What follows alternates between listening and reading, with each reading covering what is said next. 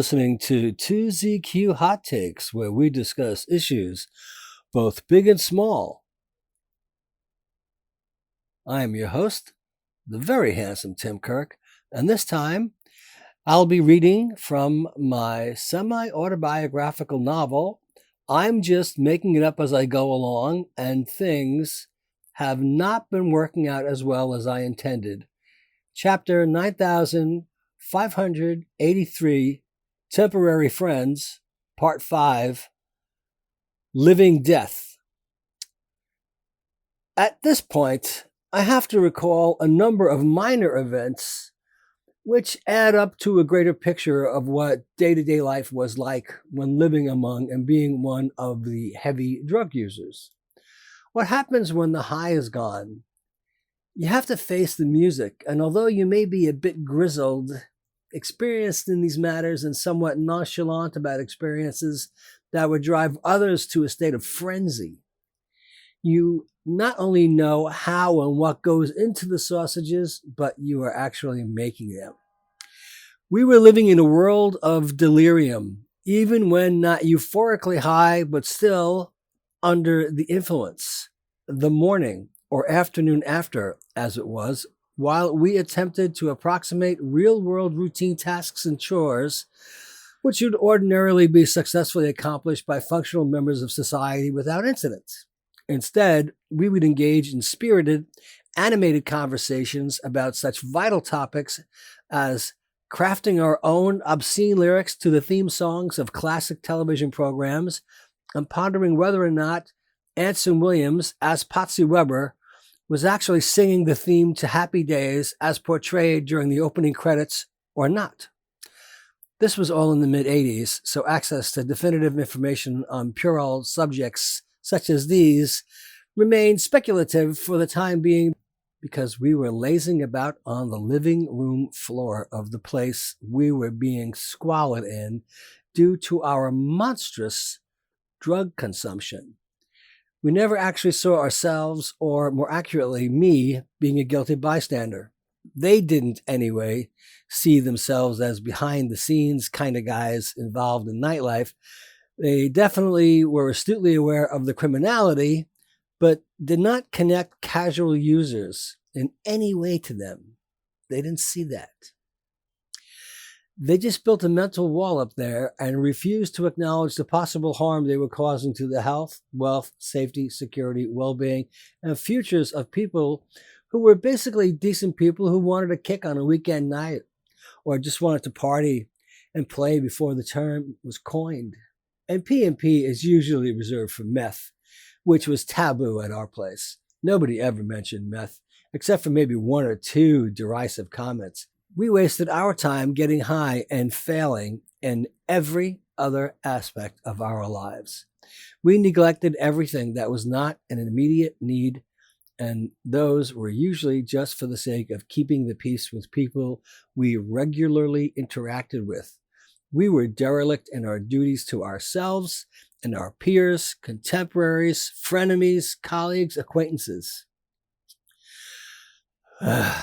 The strung-out junkie crashing his car into the lantern on the brick base on the front lawn steps while wearing a leather jacket and shorts and uncontrollably shivering from withdrawal.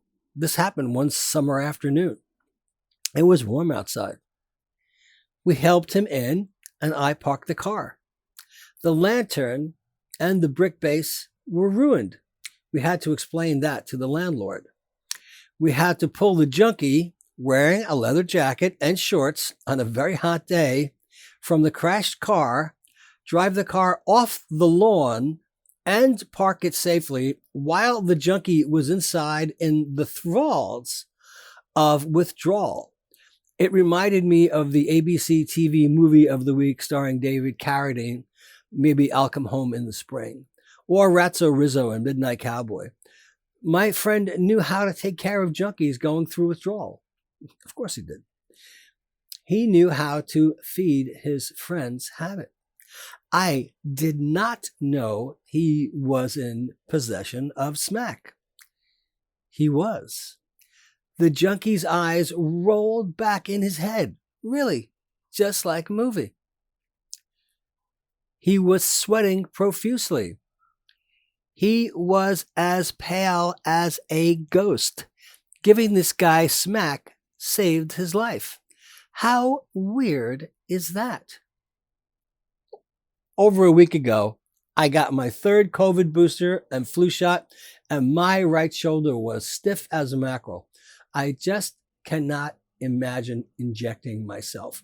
I hated having blood drawn and injections and IVs all the time as a sick kid, so very many times, and my hands and forearm were always stiff and sore that I had a natural aversion to them, or rather enhanced my natural aversion to injection. It's funny to me how much less painful they are these days. When I was a kid, they hurt like hell. Even last week, one of my shots caused bleeding, but it hardly felt like an injection. The after effect of the injection site temporarily swelling and stiffening the soft tissue around it is the thing that causes discomfort. I used to wonder where junkies got their syringes and needles when it wasn't like you could just pick them up at a newsstand or a 7-Eleven. The people I knew who used heroin did not look like caregivers. Most of them looked like people you kept your eyes on when they entered any place of business. The lower lids of their eyes were usually limbed, and they had a drop jaw expression or spaced out or just sketchy look on their face. They also did not seem to pay much attention to social convention. Hell, I had long hair for a while there, and whenever I entered any respectable business, you could see the staff become anxious just because I had long hair. A white kid in his 20s, and I was dressed pretty good. But that somehow meant something for them to be on guard because I was probably up to no good. No. I was, at least, I think I was, up to good. I never robbed any shop or threatened anyone or shot up drugs. But long hair meant that you could not be taken for granted. It was like the stereotypical TV of the 60s and Dragnet. If you had long hair, you were a troublemaker. Even if you were a rocker, you were always under suspicion. To be a little more even-handed, the junkies usually disliked bright lights and the relative placidity of local pharmacies and flower shops, and they liked to be in places where they added to the atmosphere or could go unnoticed for the most part. Dark, dank, skanky joints were easier to be at your worst than at a mom and pop shop on the main street. Most ordinary, usual, conventional experiences were overwhelming epic sagas to them. Forget things like going to the post office or buying clothes. If it was sleazy and people did not go there to be recognized by respectable citizens, they were at home. Among themselves, they had a sense of normalcy, but it withered upon contact with normies, or as they said, the straights. And parents who pulled their kids in close as they went by were absolutely correct to do so. Many of them might have been harmless, but a few were loose cannons and could be suddenly roused to some sort of unstable state where they engaged in aggressive, hostile, or antic behavior that was completely inappropriate for younger, more innocent eyes to see. Just stay away from my kids, one might think they were saying to themselves. I think they really were. When you did come across these guys outside of their filthy, broken down, unmaintained dumps, they had their priorities. They were completely unfocused as adults, but knew what they wanted and conflated indulging their desires with antisocial behavior. It was so strange. So they would suddenly become agitated out of any referential context and make a scene because they had no knowledge as to how to behave like a civilized human being. They would strut around places that were not accustomed to hosting junkies who were buying a few cases of beer to keep themselves saturated while getting high. They were the pests who caused scenes or made a nuisance out of themselves without any sense of awareness or self-awareness. They did stupid shit, or they did their best to avoid contact with people and keep their interactions at the lowest level they could and still get what they wanted, needed, and slip away under the radar. Remember those guys? They were usually the ones who were, as they say, carrying and did not want to draw unsolicited attention to themselves and be stopped or detained or questioned. by any authority figures. Be cool, man. We just kept on taking things in stride, too. All surreal, like a Kubrick or, like I previously said, a Friedkin movie on acid. Really, we did not dwell on things long enough to consider them or pontificate on the meaning or consequences. We were all just using a lot of very illegal, dangerous drugs. Drugs that change your personality. Drugs that keep you in a state of delusion. Drugs that keep you in denial. Drugs that make you desperate. Drugs that make you lie. Drugs that make you die. God, I hate cocaine. When you get lost in circular logic that is not grounded in reality, has nothing to do, absolutely nothing to do with you, not part of a vivid imagination, but a symptom of a diseased mind, you are lost. When we ran low on coke, the freebaser would drive over to a sketchy neighborhood and buy crack, which is altogether garbage when compared to actual coke. I'm making this comparison. This is ridiculous. And a highly risky endeavor in the first place, and it smells far worse than freebase cocaine. You are not dealing with sound minds if they are selling crack on the street. At no point during my stay at the place was I ever aware of any heroin use. I thought he might have had a private stash of Dilaudid and mushrooms, which I may have had a few of mushrooms-wise, but no opioids, weed and coke. I smugly laughed when I was first presented with the weed. My friend tried to roll into a joint because I had a reputation myself of being able to roll really good cigarettes, which burned evenly. My friend was clumsy, and I thought I would help his klutzy self out. I used 2 rolling papers, which I glued together by licking the glue on one and sticking it to the other to make a homemade easy wider of sorts.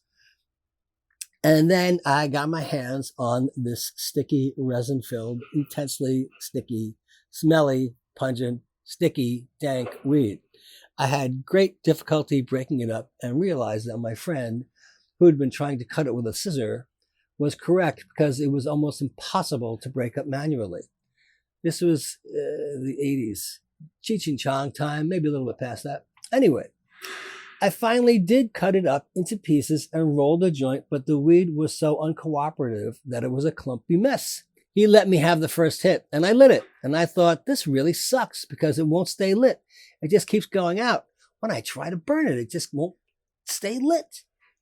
45 minutes later, I came out of my weed-induced coma from the first attempted hit and realized how insanely powerful this weed was, and got a very large laugh from my friend who was playing with me.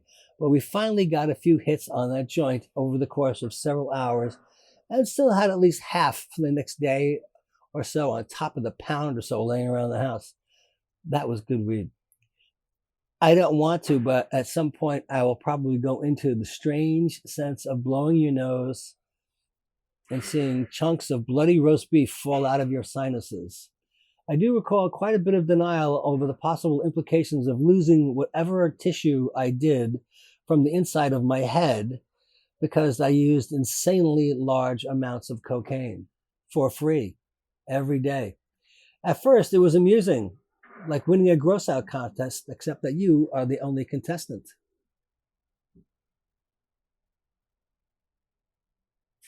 So, the day of his death.